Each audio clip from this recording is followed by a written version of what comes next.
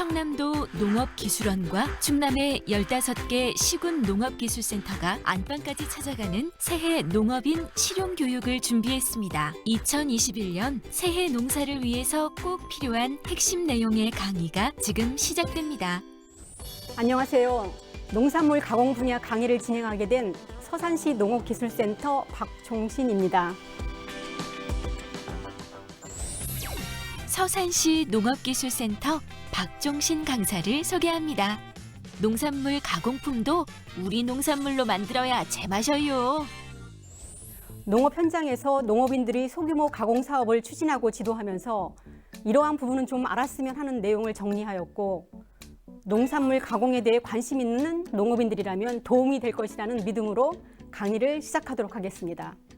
오늘 농산물 가공 분야의 강의 순서는 식품 소비 트렌드 및 농산물 가공의 필요성, 또 농업인이 알아야 할 농산물 가공 기술, 농산물 가공 사업화 진행 절차, 농산물 종합 가공 센터를 활용한 창업, 농산물 가공 상품화 사례 순입니다.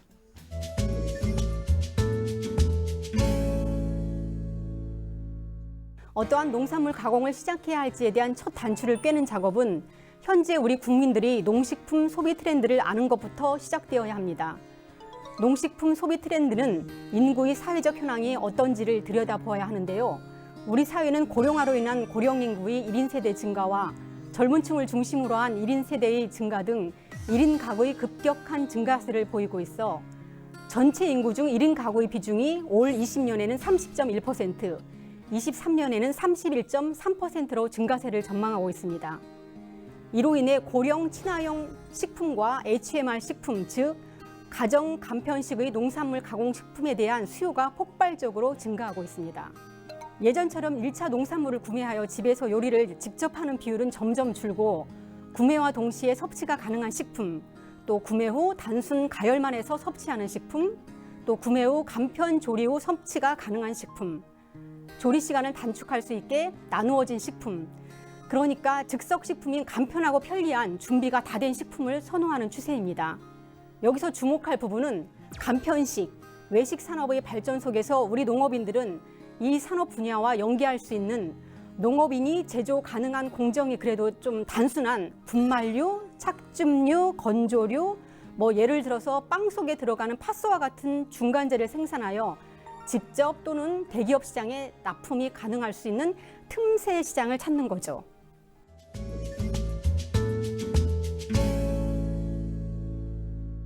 식품 소비 트렌드를 반영하여 농산물 가공품을 개발하는 전략으로는 친환경 원료를 사용한다든지, 첨가물이 없거나 최소화한 건강 지향의 제품으로 공략한다든지, 당 첨가를 낮추거나 칼로리가 거의 없는 대체 제품을 사용한다든지, 원료의 가능성을 살린다든지, 또 소포장 간편 사용이 가능한 작고 단순하고 또 빠르게 섭취 가능한 식품이면 더 좋고, 여러 고객층이 아닌 타겟 소비자층을 공략한다든지, 구매력이 있는 여성 고객에게 주목하고 저장성이 높은 식품에 주목하고, 또 발효 등의 가공 기술을 접목한 가공품을, 또 다 완성된 제품의 포장은 소비자의 감성을 자극할 수 있도록 보기 좋게 공감할 수 있는 디자인에도 신경을 써야 합니다.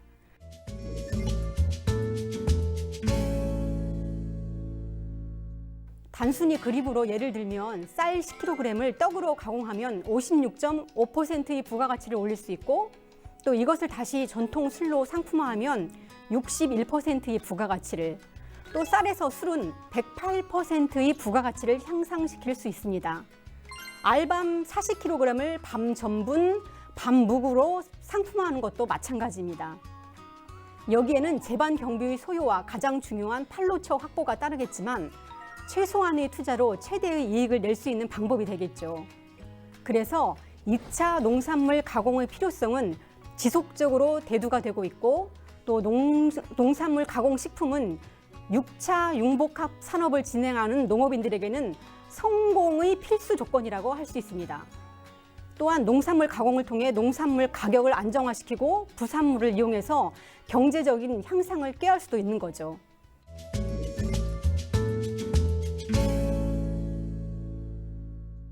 농산물 가공, 다른 말로 식품 가공의 정의는 저장성을 부여하면서 영양가, 기호도, 편의성, 수송성 등을 향상시킬 수 있는 방법을 말하며 식품 공전에서의 식품 가공은 식품 첨가물을 첨가하거나 식품의 형태를 변형시킨 것, 또 이 변형시킨 것을 혼합해서 가공 포장한 것으로 정의하고도 있는데요. 이러한 농산물 가공 기술에는 물리적, 화학적, 생물학적 가공 기술이 있고 또 물리적인 방법은 그 성분은 변화시키지 않고 기계적인 처리를 한 것으로 백미, 전분, 식용유, 잼 등이 있고 또 화학적인 방법은 가수분해, 효소 처리, 중화 등의 처리를 한 것으로 엿, 치즈, 간장, 두부 등의 예를 들 수 있고 또 생물학적인 방법은 그 유익한 곰팡이, 효모, 세균에 의한 발효 등의 처리를 통해 만들어진 빵, 술, 식초, 장류 등의 제품이 있습니다. 물리적 가공 기술을 좀 더 설명드리면 식품 구조의 재배열이나 크기를 작게 한 것으로 정선, 분쇄, 혼합의 그 방법이 있겠고요. 또 성분을 고나 액으로 만드는 과정인 여과, 압착, 침전의 방법이 있으며 수분 관리 공정을 통해서 건조, 또 조리는 농축, 성분을 우려내는 추출 등의 방법이 있겠습니다. 이러한 가공 절차를 통해 가열, 살균, 냉장 또는 냉동, 성형 등의 최종 절차를 거쳐 포장을 하면 제품화가 되는 거죠. 미생물학적인 가공 기술은 식품 성분의 유익한 곰팡이, 효모, 세균에 의한 발효 등의 처리로 반응의 특이성을 활용해서 김치, 청국장, 술과 같은 발효식품 등을 제품화하는 방법입니다.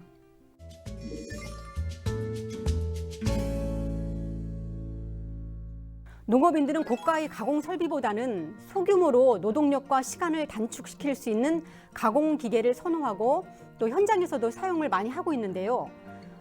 농산물을 공기방울로 구석구석 세척해주는 버블 세척기, 또 농산물을 넣으면 자동으로 껍질을 벗겨주는 탈피기, 또 계획된 그 원하는 크기로 잘라주는 절단기, 착즙을 위한 파쇄기, 압착기가 있고요. 또 사진상의 분쇄기는 소규모 가공 사업장에서 가장 많이 사용되는 핀밀, 롤밀인데요.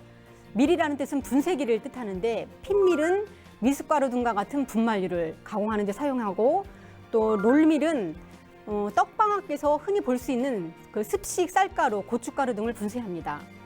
농축기는 잼, 조청류를 가공하기 위해서 사용하는데 대부분 고온에서의 영양소 파괴를 줄이고 진공으로 시간을 단축할 수 있는 저온 진공으로 진행이 되고요. 또 추출기는 잘 알고 있는 그 레트로트 파우치나 일반 파우치용으로 양파즙, 호박즙, 대추즙 등 액상 차류를 가공하는 데 사용됩니다. 액상 차류를 포장하는 액상 포장기가 되겠고요. 마지막으로 그 자동으로 그 비닐 포장지를 접합하는 밴드 실러인데 가공 사업장 안에서 매우 활용도가 높죠. 이와 같이 몇 가지의 예를 들어보았는데요.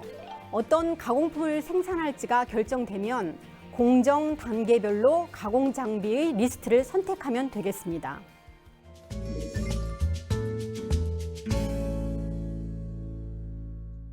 다음은 농축과 압착, 살균 공정 처리로 상품화한 사례인데요. 아로니아 조청입니다. 그 아로니아를 선별 세척한 후 또 쌀은 침지해서 이 두 재료를 혼합하고 당화 과정을 거친 후 농축, 충전, 포장하는 공정이 되겠고요. 생강즙은 생강을 선별 세척한 후에 파쇄, 압착, 살균, 포장의 단계를 거쳐 상품화가 되는 공정이 되겠습니다.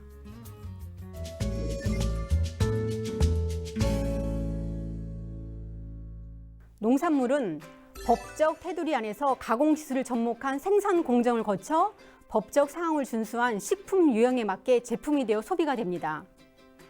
그런데 사업 전에 다시 한번 신중히 생각해 봐야 할 사항이 있는데요. 팔로차 없는 상품은 만들면서부터 재고로 쌓일 것이고 결국 손에 잡히는 것은 아무것도 없을 것입니다. 그만큼 계획성 있는 충분한 사전 검토가 필요하다는 것이죠.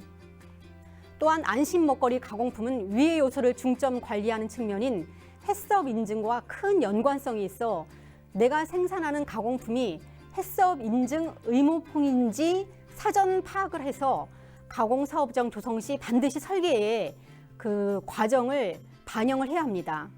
농업인들이 농산물 가공 사업을 추진하면서 매우 큰 시행착오를 겪는 부분이 제품에 대한 컨셉 결정이나 시제품 개발 없이 먼저 가공 사업장을 짓는 것입니다. 그때부터 거꾸로 그 가공 시설에 맞춰서 시제품을 개발하고자 하니 진행도 늦고 부족되고 빠진 장비 보충도 필요하고 또 필요 없는 구획이나 장비도 생겨서 비용 손실도 크게 발생될 가능성이 높습니다. 내가 어떤 제품을 만들 것인지가 결정되면 시제품을 공정화하여 만들어 보고 또 토지 건축의 인허가 사항을 진행하면서 제품에 대한 포장 디자인과 표시 사항에 대한 항목별 진행이 필요합니다. 상품화할 제품이 해썹 인증 의무 품목이라면 건축물 설계에서부터 반영을 하고 사업장이 완료되면 설비를 도입하고 공정을 표준하여 제품을 생산합니다. 그 다음에 해썹 등의 인증을 진행하면 되겠습니다.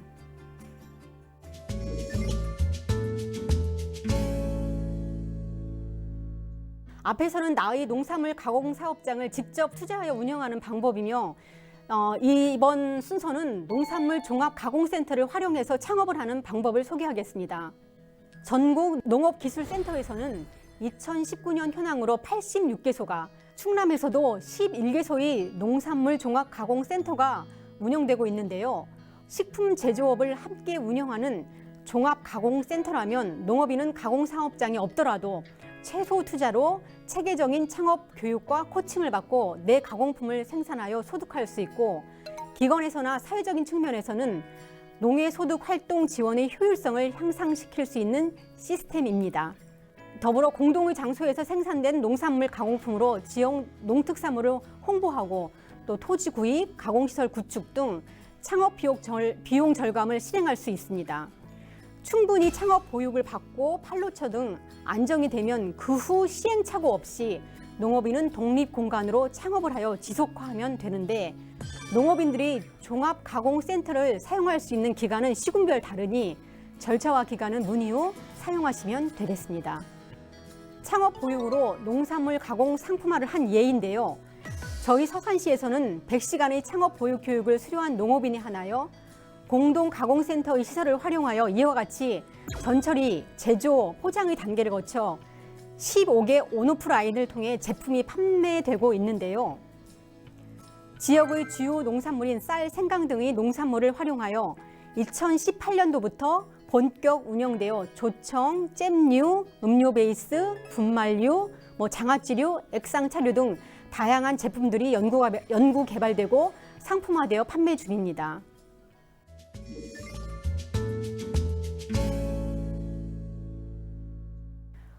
지역의 주요 작목인 쌀을 4만 평 규모로 생산하고 있는 서산 명가조청 농가인데요. 처음에는 쌀만을 이용해서 일반 조청을 생산하였고, 인기가 있다 보니까 여기에 생강을 첨가하여 생강조청을, 또 주변에서 쉽게 구입할 수 있는 그 구절초를 이용해서 구절초 조청을, 또 도라지를 재배해서 도라지 조청을 생산하고 있습니다.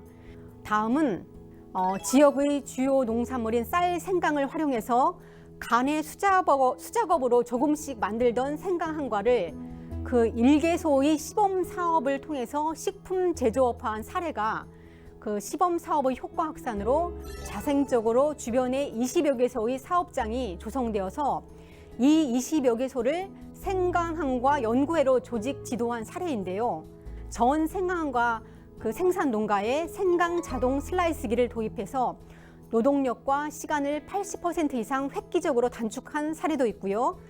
다음의 사례는 연간 2톤의 아로니아 재배 농장을 운영하며 아로니아 가공품 생산 판매를 적용해서 6차 산업 인증을 받고 농촌 체험 프로그램을 운영해 탄력을 받고 성장하고 있는 명간의 힐리 농장의 사례입니다. 제품화해서 판매도 하고, 이러한 제품을 농촌 체험 식체험 프로그램에 10분 활용해서 매우 인기를 끌고 있는 농장 사례가 되겠습니다.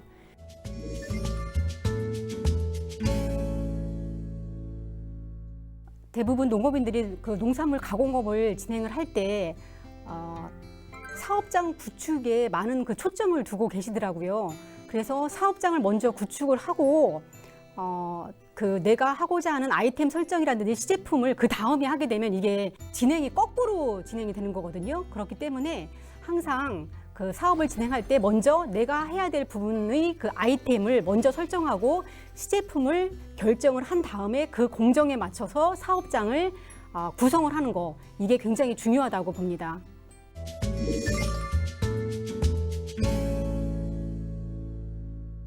요즘 소비자의 그 식품에 대한 안전성 의 중요성 요구로 해썹 인증에 대한 그 필요성이 굉장히 또 높아지고 또 의무 품목으로 하는 식품이 많은데요. 그것을 이제 농업인들이 진행을 하려면 굉장히 좀 어려움을 많이 겪어서 그 해썹 인증을 하지 않고 좀 내가 소규모로 할 수 있는 방법은 또 없을까, 이런 또 고민들을 많이 하시더라고요. 어떠한 그 식품 제조업의 분야가 있는가 하면 즉석 그 식품 제조업 분야에서는 아직까지 좀 해썹 의무 품목으로 좀 벗어날 수 있는 그런 그 분야이거든요. 그런데 이제 한 가지 단점은 식품 제조업은 유통을 할 수 있는 분야가 되지만 그 즉석 식품 제조업은 내가 이제 해썹 인증을 받지 않더라도 그 유통을 할 때 뭐 직접 직거래를 한다든지 그 전자상 거래를 한다든지 이런 쪽으로는 뭐 할 수가 있는 그런 분야가 되겠습니다. 네.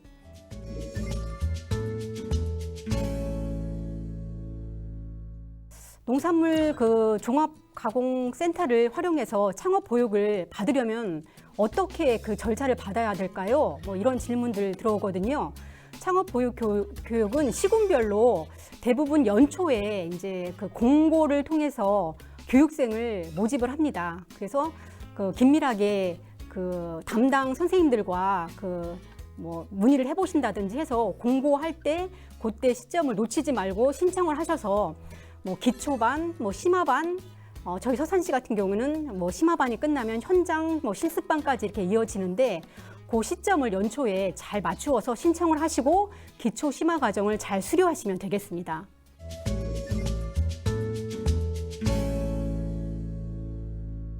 그래서 지금까지 이제 그 내용을 다 전달을 했는데요. 다시 한번 짚어드릴 부분은 앞으로 그 농산물 가공의 분야는 점점 더 큰 주목을 받게 되는 분야입니다. 틈새 시장을 농업인들이 잘 이렇게 이용을 해서 농업인들이 할 수 있는 그 분야에 좀 공정이 좀 까다롭지 않으면서도 할 수 있는 그 분야를 잘 이렇게 컨택을 하시고요. 그리고 그 소비 트렌드를 잘 읽으셔야 되는데요. 그러니까 뭐 건강지향적이라든지 뭐 당 첨가를 좀 낮춘다든지 쭉 설명드리는 그 부분이 있잖아요. 그 중에서 내가 선택할 수 있는 그 부분은 어떤 것인지 한번 그 선택을 하셔서 적용을 해보시는 것이 중요하고, 그 아이템을 선정하고 시제품을 결정을 해서 공정한 다음에 사업장 구축에 들어가는 것, 이게 굉장히 중요하거든요. 며칠 전에 그 가공 현장을 가보니까 매우 큰 그 사업비를 들여서 가공 사업장을 지었는데도 불구하고 사업 그 가공품에 대한 아이템 선정이 없어가지고 굉장히 곤란한 그런 그 현장을 본 그런 사례도 있는데요. 그 말씀드렸던 그 절차 하나하나 그 단계별로 진행하는 게 굉장히 중요하다고 생각이 듭니다.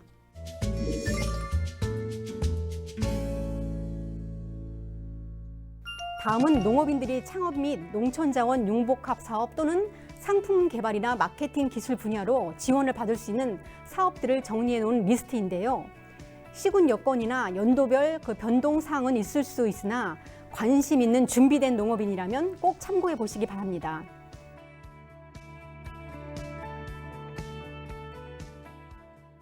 미래의 농업은 1차 농산물 생산으로는 한계가 있습니다. 그 농산물의 부가가치를 높일 수 있는 2차 농산물 가공 분야는 점점 더 큰 주목을 받고 있으며 더 나아가 3차 농촌체험 서비스 산업까지 확대할 수 있는 분야가 농업입니다. 이 시간이 경쟁력 있고 차별화된 농업인으로 거듭날 수 있는 기회의 시간이 되셨으면 합니다. 감사합니다. 각 시군 농업기술센터에서 12월부터 내년 1월까지 새해 농업인 실용교육이 진행됩니다. 농촌진흥청과 농업기술원 그리고 시군 농업기술센터가 함께하는 새해 농업인 실용교육에 많이들 참여하셔요.